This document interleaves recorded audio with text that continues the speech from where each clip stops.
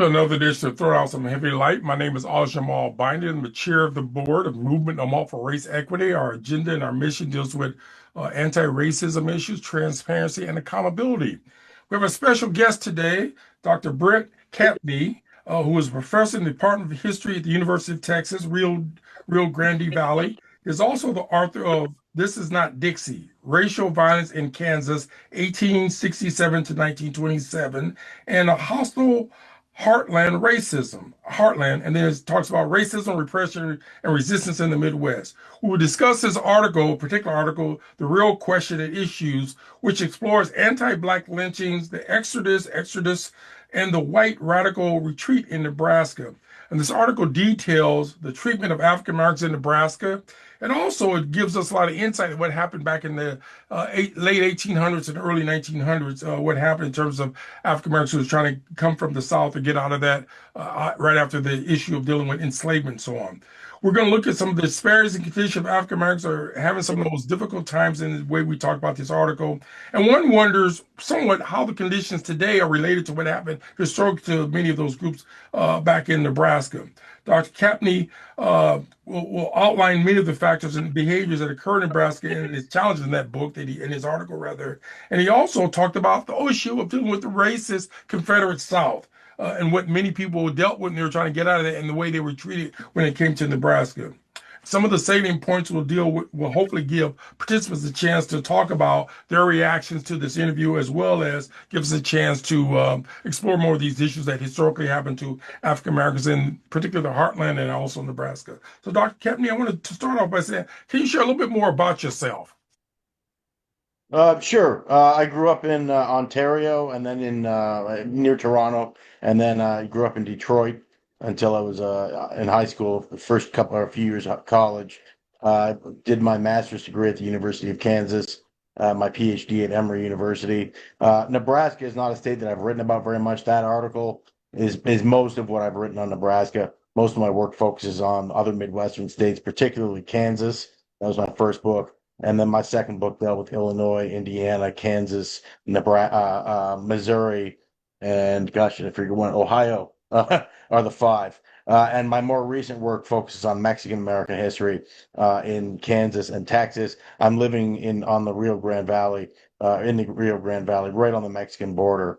And so in the time I've been down here, which is about 17 years, I've sort of transitioned my interest to accommodate both African American white race relations history and Mexican American history in South Texas. Right. By the way, I had a chance to go to Toronto years ago. I had some friends from Botswana, but I went to a town called Guelph, which is right Oh, outside. sure. Fascinating place to be there. It's a different Yeah, it's experience a from nice town. Nebraska to go there. My colleague who was from Botswana went to school there, invited us there for a week to stay there. But it was a wonderful town experience. One of the It's a great elements on the place. table I just want to throw out is many people ask the question about you being white Canadian and writing about histories that deals with people of color. What is that like for you in terms of some of the recent articles and books that you've written? What is the reaction to you as a person? Um, I don't know. I mean, I've been doing it for such a long time now. It's been about 30 years that I've been doing this. So I don't feel at this point like I get a lot of reaction, or maybe I'm just becoming used to the reaction. Uh, you know, um, Growing up in Canada, my um, the sort of prejudice that I came to understand as a kid. I went to a French school, and everyone I went to school with was white, pretty much. But some of us were Anglo, and some of us were French. It was a French school, and so that was kind of the conflict of my youth. And when I moved to Detroit, things were more about black and white, and so that's really got what got me interested in African American history and understanding the Midwest. Because the Detroit that I moved to was a place with a lot of racial hostility, and then over time, I just became interested in history and doing that stuff. And it just sort of became my life. Wow. So yeah, with Mexican American history, because I've moved into that more recently, I have more sort of questions about how I got interested in it, but never really any hostility. And I think I've produced, pretty good work that is respected. So I think to a certain extent, I think the questions stop when you produce that kind of scholarship. Good. Now, over the years, my mother made observations about the mentality and the behaviors of Southern-born African Americans in Omaha. She grew up in East St. Louis. My father was from an area near Tillot, Arkansas. And she mentioned that she mentioned that one of our family members, she told us that none of us should ever go to Mississippi because one of our family members were lynched there. But she didn't give us a lot more information. So I've had this phobia about going to Mississippi based on I have a sister in Georgia and another couple of sisters, or three sisters who live in Texas. I've always feared the South. But in reading your article, what compelled you to write about lynchings and the violence towards African Americans in the Midwest, particularly Nebraska? Well, yeah. So when I went out to when I moved to the U.S. when I was in eighth grade from Canada, as I was just mentioning, the first thing we studied, or at least the first thing that I remember studying, was Bleeding Kansas, and it was like a really interesting story, and it just sort of stuck with me, and that was really the first American history I learned, and so that's what inspired me to go out to Kansas for my master's degree, and I did my master's degree or thesis was on Jim Crow practices in the town of Lawrence, Kansas. And essentially, that was in a segregated town until mid 1960s. And then I was going to move down to Emory University in Atlanta for my PhD, which is what I did end up doing. But when I moved down there, I thought I was going to study Southern history, but I ended up really sort of sticking with studying the Midwest, but using Southern history and Southern kind of paradigms for understanding race relations as a way of looking at the Midwest. And so lynching is one of the ways that people have gauged the nature of race relations and white supremacy in the South. And so I thought I could do something similar in the Midwest and look and see, what kind of lynching, what kind of racial violence do we see, and what does that tell us about that place as a unique location and how some of the patterns are different. The demography is totally different, right? In a place like Mississippi, a low black population in Mississippi in the late 19th century could be like 30% black, right? A high population could be 60 or 70% black in a particular county. Whereas in the Midwest, a high black population might be 10%, Right, right? correct. So you're comparing apples and oranges. And so sort of looking at the pattern in the Midwest, which is that most of the Midwest and certainly most of Nebraska is overwhelmingly white, if not exclusively white. African Americans don't live across the whole state, so most of the state is all white. The black population concentrates in primarily Omaha, maybe a little bit in Lincoln, some of the other cities. Those are the places where we see racial violence. So if we sort of calibrate the Midwest to look at what kind of race relations exist in the places where African Americans actually exist, we can see that race relations are quite bad in the Midwest, just like they are in the South. But that can get covered up if you don't adjust for that demography. Right. Now, in the article, you talked about Exodus, I might pronounce it, and also the migration of African Americans from the South after their enslavement. Why was Nebraska City a lynching, a gauge of the kind of the attitude of whites in Nebraska, particularly towards the black neighbors? And first, define this term, Exodus, since many are unfamiliar with that concept. That was a new concept when I read your article, and I didn't know what Right. that meant. I never heard anybody talk about that in the history books that I've read. Okay, well, yeah, the Exodusters. So Reconstruction in the South was incredibly violent. African Americans had reason to be optimistic at the end of the Civil War. There were a number of constitutional amendments passed, the 13th Amendment doing away with slavery, the 14th Amendment establishing citizenship, the 15th Amendment establishing that black men could vote. And so for the first few years of Reconstruction, it looked like things might improve in the South. African Americans might enjoy equality. And then there's a kind of a counterinsurgency, if you want to call it that. Ku Klux Klan, white supremacists taking up their guns and sort of refighting the Civil War along racial lines instead of sectional lines. And so by the mid 1870s, white democratic power in the South had grown to such an extent that they were basically sort of taking back the South and as much as possible trying to make it as it had been before the end of slavery. And so by the late 1870s, a lot of African Americans were fearful and disillusioned and eager to leave the South. And so in 1879, these so-called exodusters, the exodus from the South, Gotcha. moved Exodus. to Kansas in particular and Indiana. Those were the two biggest locations for exodus populations. But some of them went on to Nebraska, Iowa, really, really small numbers. And I'm talking hundreds probably of African Americans who tried to settle in those places. There was this idea that the West was going to be less racist, that African Americans could rebuild their own communities in the West and enjoy racial equality. They didn't find that. As for the lynching, how it represents, what was the first part of that question again about In other words, there's a a whole, gauge? yeah, you A gauge, gauge. because I was surprised with a lot of that. Yeah, well, the thing about lynching is that it's perpetrated. First of all, it's often perpetrated by hundreds of people. And my sense of the one in Nebraska City is that probably a few hundred whites participated in that lynching itself. So, let's say 100 whites storm the jail, take these two prisoners out. They aren't opposed or stopped by the police. They're able to murder these two individuals on the edge of town and leave their bodies hanging there. They're cheered by the population of the town. The white population rallies behind them. There's no effort to arrest them. The judges support what they do. And overwhelmingly, the whole white population rallies behind the lynch mob. So even if it's only a small number of people that actually perpetrate the crime itself, the whole white population unifies behind that racist act as a way of terrorizing blacks. So in that sense, anytime you have a lynching, it's sort of it either is a unified white population or at least it appears to be. Sometimes there are white people who oppose these things. Probably usually there are some white people who oppose them, but they're also fearful and they don't want to come out against the lynch mob. And so, the worst bastards, if you will, are the ones who are able to sort of speak on behalf of the white population. And unfortunately, those are the lynchers. And that's Wow. the situation that prevails, across the Midwest and the South and other parts of the country until at least the 1930s. Now, by the way, in your article, many are surprised that the Nebraska state constitution did not afford the rights of African Americans to vote, because we see Nebraska as one of those free states. And again, we've always historically been taught that. And it took some effort despite the unified front by both the Republicans and Democrats in Nebraska. I'm surprised they both were united. But my question is why? Yeah, well, one of the things I think about the way that we learn history in the United States is that and particularly, I'll use the example of Kansas here, because it's probably the clearest one.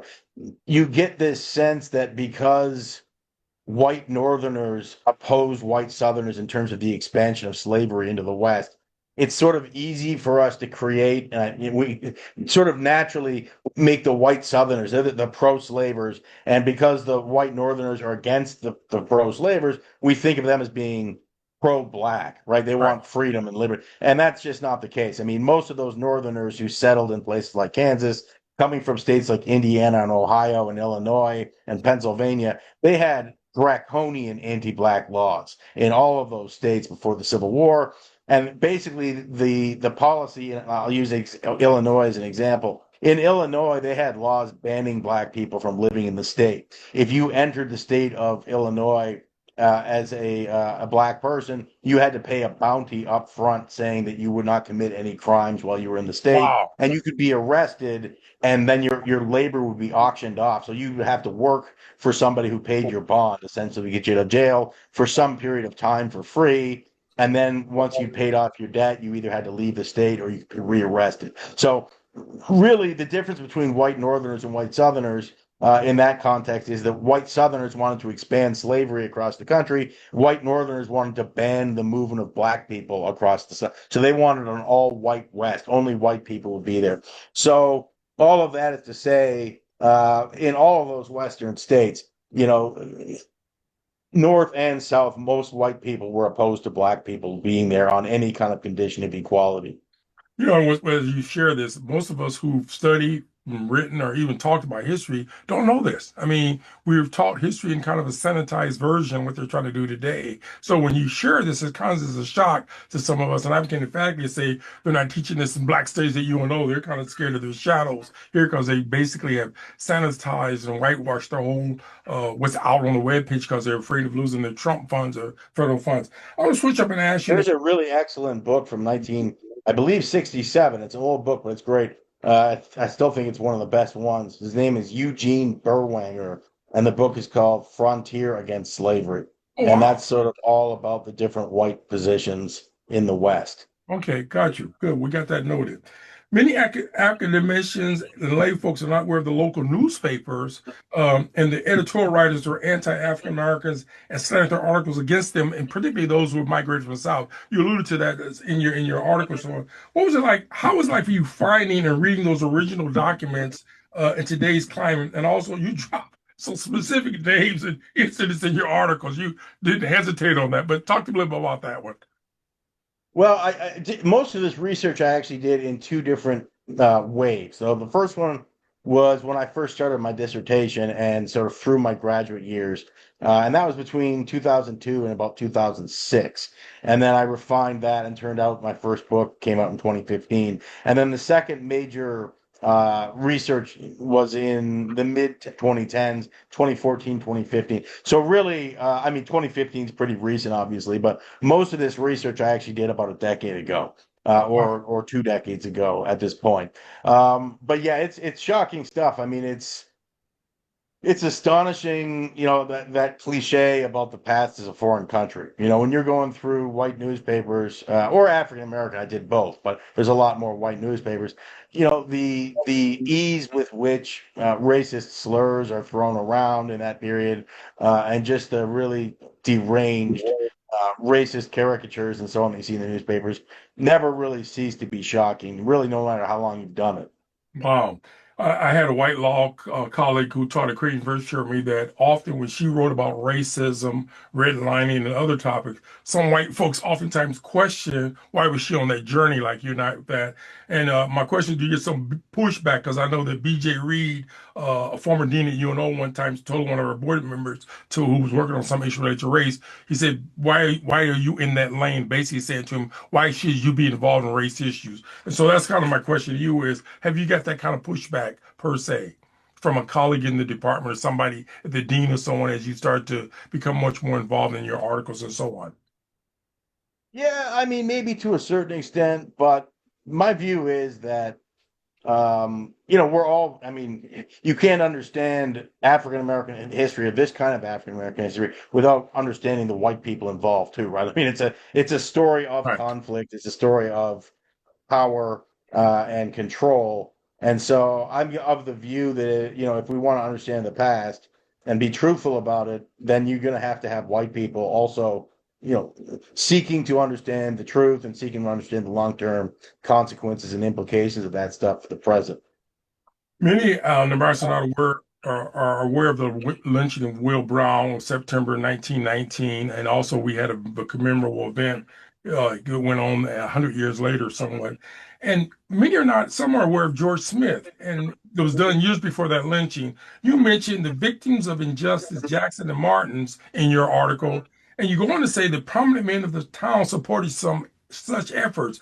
Why and what were the obsession of this lynching mob justice in the Midwest? Many thought it was only a Southern thing. Yeah, I mean,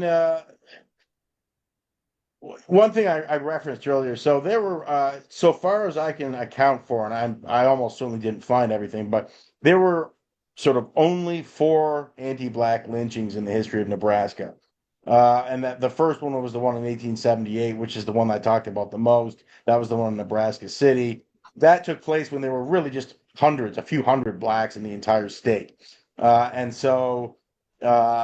of the things I was looking at there was just to try to sort of show how in an all white, essentially all white place in Nebraska, a double lynching in one town can spread like wildfire across the state, and it sort of becomes a lynching for everyone in Nebraska because it inflects the discourse of the time and so on.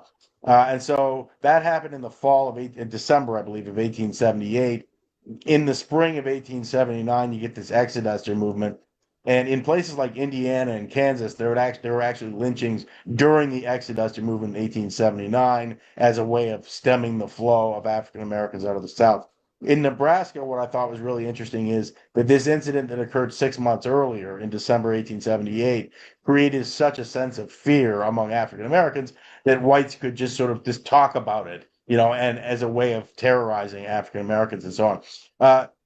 And then there were several other incidents. As I said, there was one two in Omaha and one oh gosh, I can't think of the name of the town all of a sudden, but It wasn't it Nebraska was City, though, was it? It was a different town than that. Plattsmouth. I think Oh, it was Plattsburgh. Yeah, Plattsmouth, that's Nebraska. a real redneck look place too, right? Still like that today, I heard. But the really fascinating thing about Nebraska, and I think the thing that attracted me the most in terms of thinking it was an important story, is that uh, 75 to 80% of all African Americans in the state of Nebraska by 1920 lived in Omaha, right? And so even if you only, quote, again, only have four lynchings, right? If two of those four lynchings occur in Omaha, the city that has, in 1891, when the first lynching occurred, it was something like 60% of all blacks lived in Omaha. And by the time of the one in 1919, 80 or so percent of all, or it might have even been higher, I can't remember the exact figure, of all blacks lived in Omaha. Then you basically have a local lynching for all black people in Nebraska, right? So you don't need a whole lot of lynchings in a state like Nebraska because they're all in one city. One burning at the stake, like we see in 1919, can terrorize the entire population Right. versus, say, Georgia or Mississippi, where black people live in every town and every county and sometimes in large populations. It requires a lot more individual incidents in a place like Mississippi to terrorize all the blacks. So that's kind of the distinction in a lot of my work between the Midwest and the South. In one of your books, you include Kansas and other places in the Midwest. How did Nebraska rank in terms of violence and pushback against African Americans fleeing the southern states, the Klan states, so on?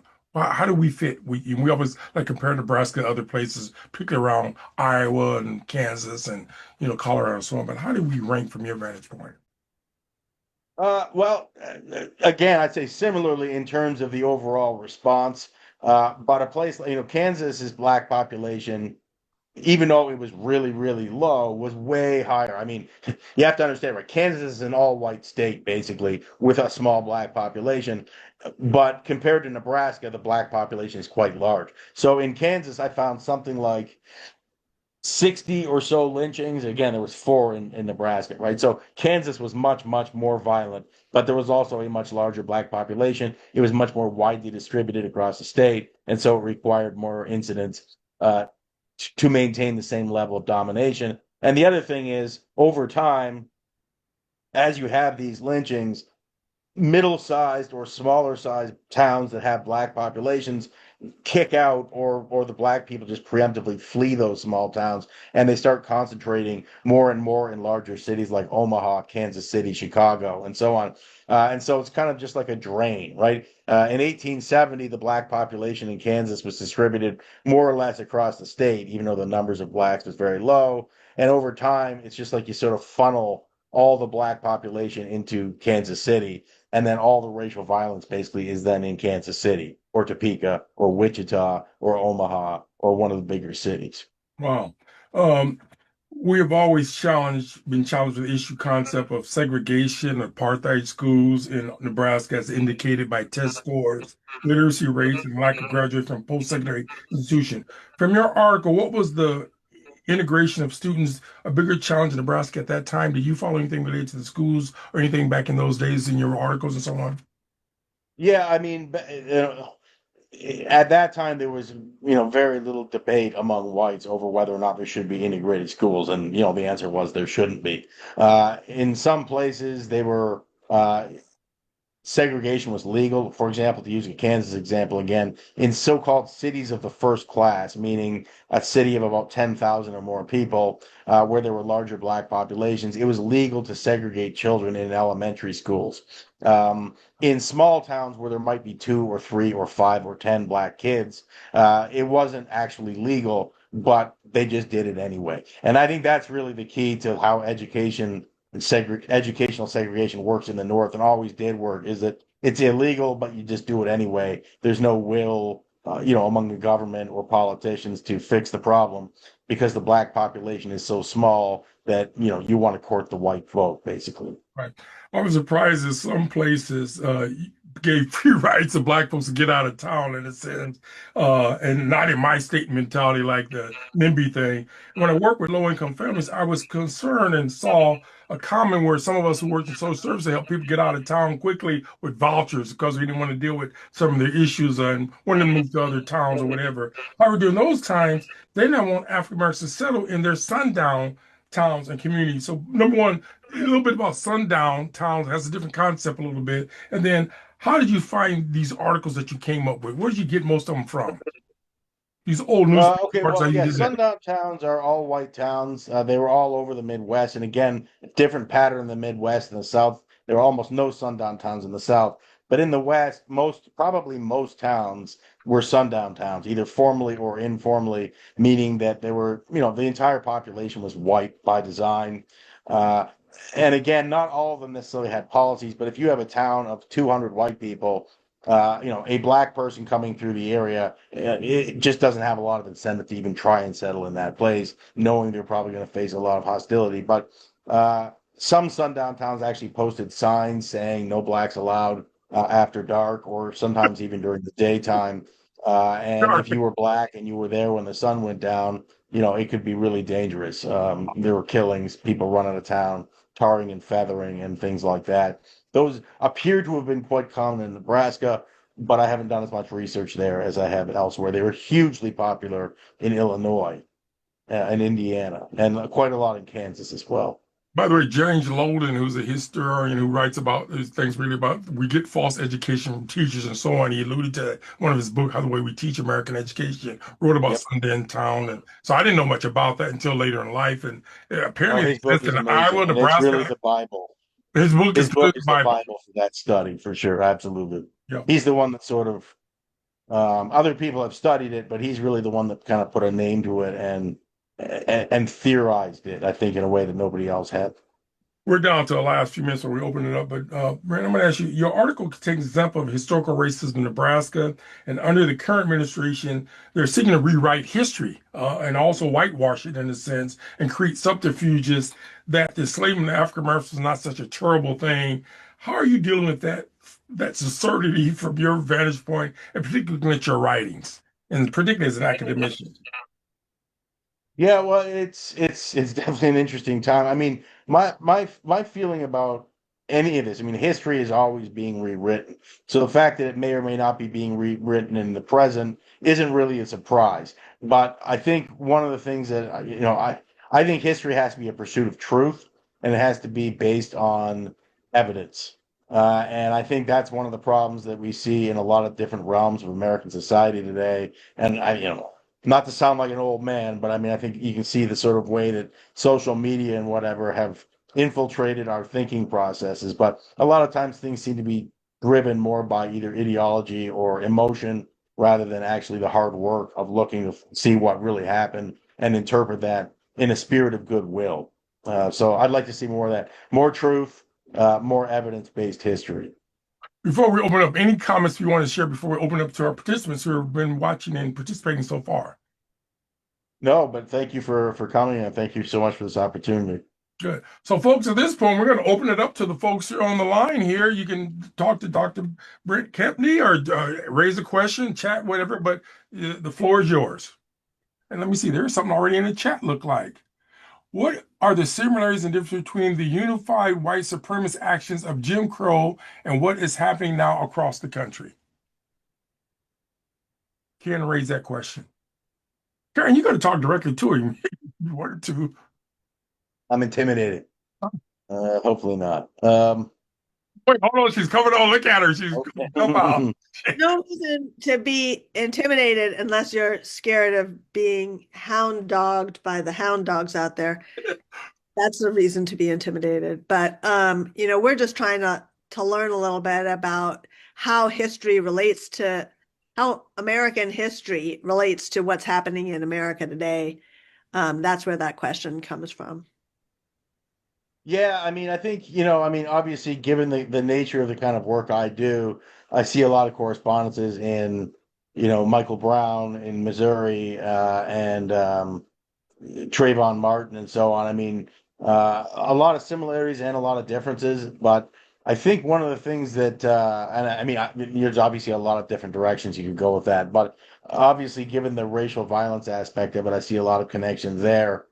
And I think that the Trayvon Martin case in particular really sort of sticks out in my mind because of the way that you can see similar kinds of things to what happened, in the past, where in a small town you might have a killing, And as I mentioned before, you'd have like, so the white population rallying behind, excuse me, behind a perpetrator or perpetrators at the local level.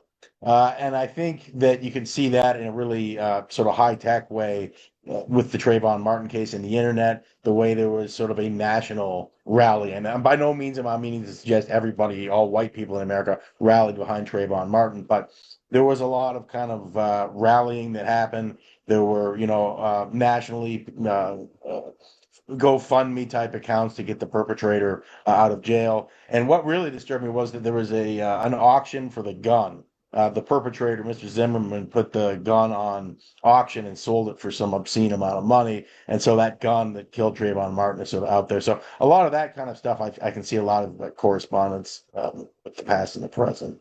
Yeah, by Thank the you. way, go ahead. Did you want to go, Karen? No, I just wanted to say thank you. Thank you. By the way, I was going to share real quickly. I was listening to public radio one day, and I heard the guy interview a guy who had a replica, excuse me, of a gun above his mantle. It was a gun that killed Martin Luther King. So when I hear all these folks running their mouth about this recent incident of this person getting killed, can you imagine being interviewed and talking about, I got a replica above my fireplace of the gun that killed Martin Luther King, who we consider somewhat sacrilegious in our society with the impact he had on nonviolence and so on. There's another question, a commenter says, were there differences between the Exodus experience in Nebraska compared to the Midwest states like Kansas? Was there a difference? Yeah, I mean the difference. Yeah, there were some important differences in terms of um, like the number of Exodusters who went to Kansas. That's still a bit of a mystery, but the numbers were wildly inflated at the time. Probably, in the low thousands of African Americans actually came to Kansas. But if you were to read white estimates at the time, they thought it was like, 80,000 or 60,000 or whatever the case may be. So there's this sort of hysteria among the white population that greets the Exodusters. Um, Most of the Exodusters went to Kansas, and in fact, in its original formulation, the Exodus was to Kansas. Now, over time, they sort of dispersed a little bit more. So when they went to Nebraska, most of those Exodusters were intended to go to Kansas. They were sort of shunted away from Kansas because white Kansans thought that there were already too many there.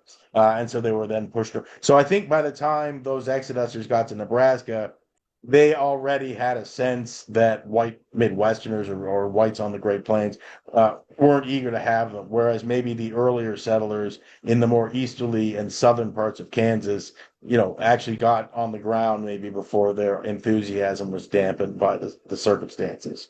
Mhm. Brent, when I was looking at your curriculum vitae and as well as looking at your web page at the university and so on, I noticed that you teach a couple of basic courses on history and so on. And so one question that came to mind is, how do you introduce some of these specialized or these interesting topics within traditional history classes that you teach, or do you? In other words, do you assign your books that you've written and articles? How do you navigate that without being a little bit awkward in that? Talk to me a little bit about that one. Yeah, I mean, I do talk in some classes. By no means do I always talk about this stuff in my classes. Usually there'll be some segment of the class or some unit where I might engage this stuff, but it isn't always necessarily in the Midwest. It isn't always African American. It isn't always 19th century. So for example, as I mentioned, I'm down here on the Rio Grande in the very, very southern tip of Texas. And there's a lot of interest here in farm worker history. This is the area of a tremendous number of Mexican American farm workers. And so I do a lot of work on the history of the UFW down here and how Mexican Americans fought for labor rights and how labor rights are related to civil rights. And in doing that, a lot of those same kind of power dynamics become clear, even though they manifest themselves differently. So I would say this stuff really informs my thinking in general about the world. I mean, when I watch foreign policy, for example, that's influenced and shaped by the kind of work that I've done. But I definitely don't always talk about this stuff. And, lynching history it's a really ugly history. And sometimes it is kind of hard to bring it up. Um, but that doesn't stop me from doing it. But I try not to sort of make it the only centerpiece. I don't want to suggest that American history is only about ugliness either. And I think maybe more so in this time than even before, it's important to show, how American unity, how Americans working together to improve things, has in fact improved things. I think maybe sometimes that's a good approach to take as well. By the way, when I was teaching at Nebraska Methodist College, I've had a number of students that said that some of these bad atrocities did not happen. So I commenced to start to take that at the hands of unknown, the book with all the pictures of the lynchings and postcards. People used to sit around, pass that around, and they were like mortified because they've never seen and knew that that would happen in this country. Again, they knew about Nazi Germany and some of the atrocities that happened in other countries, but they could not comprehend that their fellow historians can document and give examples of that. And then, of course, there's a book that came out that delineated very clearly some of the background information of that and so on. But one thing that hit me as you were talking is that when you talked about lynchings, there's a book or article you critique that deals with the lynchings of Hispanics or Latinos. And I didn't know anything about that till my colleague, Dr. Pat Velasquez, brought it to my attention in the book related to bad Mexicans, and then he shared some other stuff. So how was the lynchings and how did that happen in the Southwest as compared to African Americans in the South? We think of lynchings as African Americans, but not knowing there's a lot of killings by law enforcement and people in leadership of Latinos and Hispanics, particularly on the Sure. border. So how was that? And then the other point that jumps to mind is, are most of your colleagues where you at Latinos? I saw a number of pictures of the diversity at your university. Most of your students Latinos, by the way. The vast majority of the students, probably about 90% of the students, are Mexican American. Oh, I did not know Uh, that. Wow. a lot of white faculty, but a fairly diverse faculty. We do have quite a few Hispanic, primarily Mexican American, and some Cuban faculty as well. Bonos. Uh, Okay, got you. in terms of, yeah, I mean, this area that I live in now, Cameron County and Hidalgo County, which are the two southmost counties in Texas, and have the largest Mexican American population. These were areas of tremendous lynching violence. And sort of how do they differ? They differ in a lot of ways. Lynching of Mexican Americans, African Americans that tended to be urban, African Americans that often tend to involve taking prisoners from jails. With Mexican Americans, it was usually out in the rural countryside. Usually they never saw the inside of a jail cell. They usually weren't in custody at all. They were sort of hunted down by posses and killed. There weren't trees down here, and therefore, whereas hanging is the type of lynching violence we associate with lynching in the Midwest or in the South, here it's mostly shooting people and leaving their bodies in gulches. So Wait, hold on. probably, Use the word gulches. What'd you say? What does that word mean? Gulches? well, just sort of like ravines. I mean, you Okay, just sort gotcha. of leave bodies laying around, vultures eat them, and so on. So I don't think the documentations as well, they're not as documented down here. Um, There was, most of the lynchings of Mexican Americans occurred in the 1840s, 1850s, 1870s, whereas African Americans, lynching really explodes after the Civil War, surges during Reconstruction, surges again in the late 19th century, surges again around World War One. So temporally speaking, they happen at different times. The worst spike in anti-Mexican lynching occurred in 1915, right here on the border, involving spillover from the Mexican Revolution. But there was a series of lynchings here in Hidalgo and Cameron County in 1915 that left somewhere between 300 and 1,000 Mexican Americans dead. Uh, the last difference that I would note between anti-Black and anti-Mexican lynching is that anti-Black lynching usually involves a mob, as I said, that takes a prisoner away from police officers and puts them to death. With Mexican Americans, often the police officers, particularly the Texas Rangers, sort of join the mob. So it's not just a mob of civilians, but it's a mob of police officers and civilians perpetrating that. And because a lot of, when you read a definition of lynching, often it explicitly says it can't involve police officers. Um, but you can't study anti-Mexican lynching without understanding the central involvement of police officers. So really, it's apples and oranges again. You really have to, contextualize what you're looking at in the time period and in the place and with the racial groups that you're looking at.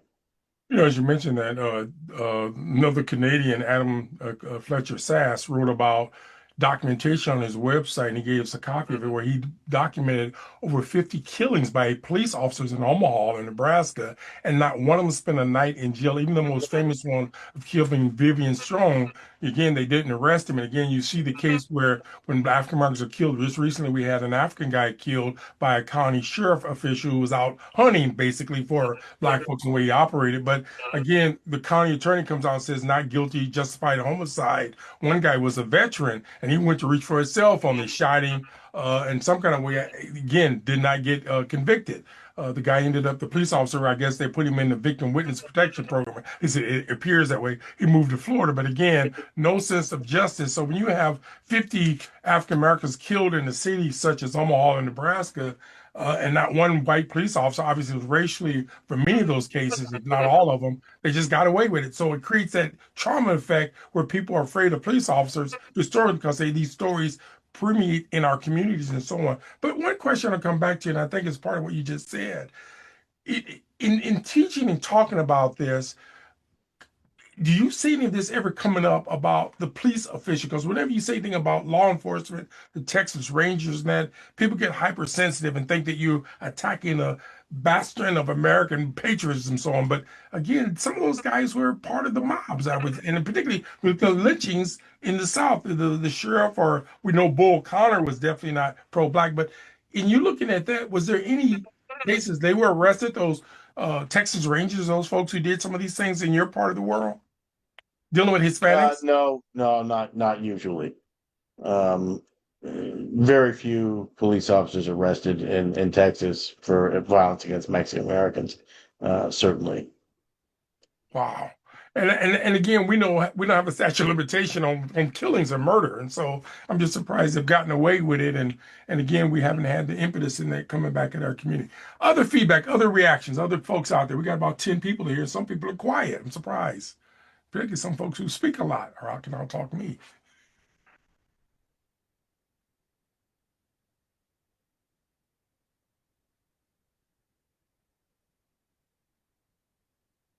And we've not had a conversation on lynchings and killings and history on our show either, too. So some people. So one thing that I found fascinating, the two books that you've written, what do you plan on doing in the future? What is your interest? Where are you going to go from here? What are you going to do in terms of writing from an academic or a scholarly point of view? Well, I've got a couple of different projects on the go. I'm working right now on um, Mexican American political organizing in Texas in the 1960s, um, farm worker activism in Texas. Uh, I'm also really interested, I mean, and this is related, in the rise and fall of the fruit industry. That's something I'm becoming increasingly. I mean, my lynching history is mostly in the past. I mean, I've mostly sort of moved into this agricultural history. Um, so I'm spending a lot of time on that. I'm also working on a project on Mexican American civil rights activism in Kansas in the 1970s, pretty much in the 70s, and just sort of looking at educational activism in places like Garden City and farm workers in Western Kansas, sugar beet workers, undocumented workers in Kansas. So it's just sort of a generalized uh, autobiography of Mexican American Kansas, essentially. Mhm. By the way, Adam Fletcher Sass said something to me, and there was another Canadian person that said something to me.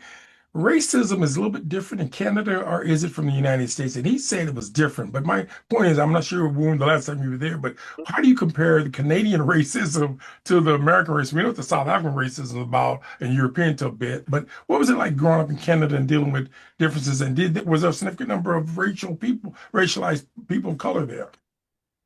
Not so much. I mean, as I said, I went to a French school when I was a kid, so for me, like diversity issues or whatever was mostly about language.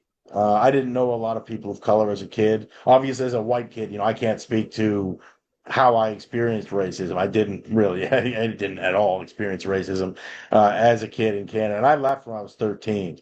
So, in a way, I'd say my experiences in Canada influenced my thinking, and I don't think that I would have become interested in American race relations if I hadn't had my experience as a Canadian, if I hadn't come to Detroit from a perspective of seeing things through a linguistic lens, and then seeing how different it could be in a place like Detroit, where white and black kind of ruled the day.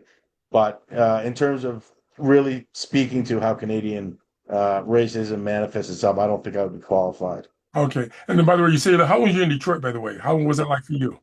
Predominantly African American. Uh, what In was the other words, question? you said you lived in Detroit for a while. What was that like for you dealing with race in Detroit as one of our major cities Well, that I lived in a has, mostly white suburb, okay. so I mean, it was a really segregated world. I mean, my high school was overwhelmingly white. So yeah, I mean, I was just a white kid in a segregated city in the Midwest. So I didn't really, for me, it was more just sort of about how in a lot of ways, I think what I thought was so interesting as a teenager is how African Americans seemed to be present in the lives in the way that the white people I knew thought and talked, even though there weren't a lot of actual black people in our lives. So there was a lot of like open racism, lots of racial slurs being thrown around, even though there weren't any actual black people. And also the way, and I think this is true in all cities, and I think all people experience this, but the parts of the cities that people will or won't go to. So I remember, being with people who were like, "Oh, we don't want to go through whatever, fill in the blank part of town that you imagine or they imagine to be black or brown or whatever the case may be." So that was really what got me interested. It just seemed, the racial geography of the Midwest was fascinating to me, and that's what got me.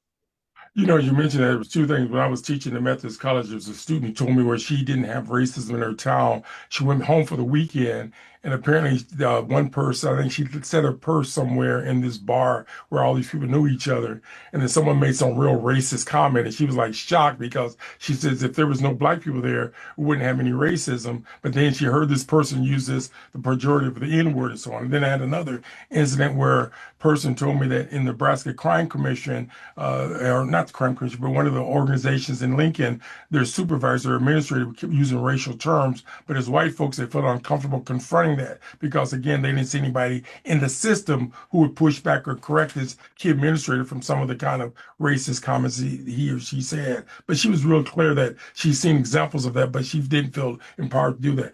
One point I think as you're alluding to in terms of your stuff, how do you get more people involved in writing and doing history? In other words, it's obvious you have a zeal and a passion, and we have a conference coming up on the 4th of October where we're going to talk about Black history, Omaha, and so on, North Omaha.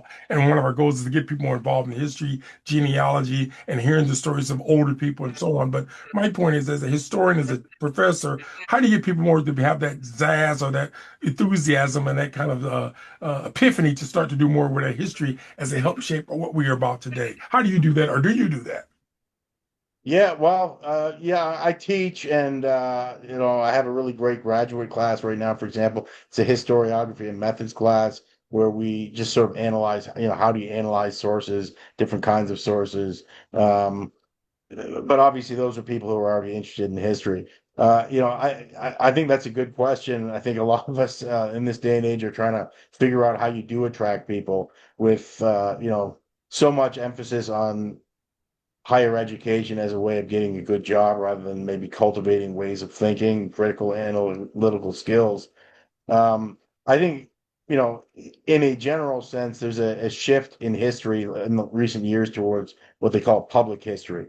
Bringing history to ordinary people, museum studies. Number of people who read a lot has declined a lot. So I think that's basically the way to do it. And I think what you're talking about there in terms of elders and stories and making it sort of interactive is probably the way to go. I don't know if we covered this. Somebody raised the question is, were there stories in your books or things that you didn't share that you want to share? In other words, and I've asked that same question of other people, is that as you write a book, an article, you can go back and revise it. And so the same question basically is there things that you would share that you didn't print that you, for some reason, that you would throw out to the audience or to the participants today? No, I don't think so. I mean, I think with my first book, even though I'm very proud of that book and I think it's a really good book, I think there's probably almost too much in it. I wrote it came out 10 years ago. I mean, I wasn't a spring chicken, but I was in my late 30s. I've become a much better writer over the last decade. I think my second book is a lot leaner. I have a tendency to overquote. I think a lot of that comes out of a sense of authority. When I was younger, I didn't feel like I necessarily had the authority to assert things myself, and so I quoted a lot of other historians and primary sources and so on.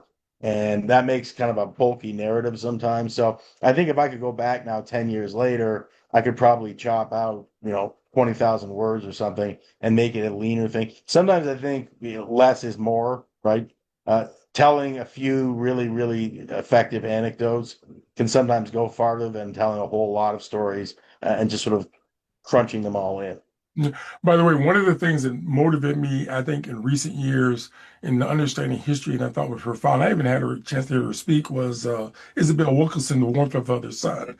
And she's a journalist, but she's also a historian. And so my point was, when she tells history and wrote about the migrations of blacks from the South to the North, I felt like I was there because she put stories to them. And so my question to you is, do you ever think about embellishing or doing what she did? When I use the word embellish, not in the negative sense, but put a little bit more of an analytical narrative of probably what happened behind some of the writings. Again, it's a style. And also you wrestle with the line between being an academician or scholarly versus appealing to the masses by writing the book as almost if you're writing newspaper articles. So my question or my point is, have you ever thought about doing a little bit more of that mass production of sensational history so that more people buy your books or write about it or get into it?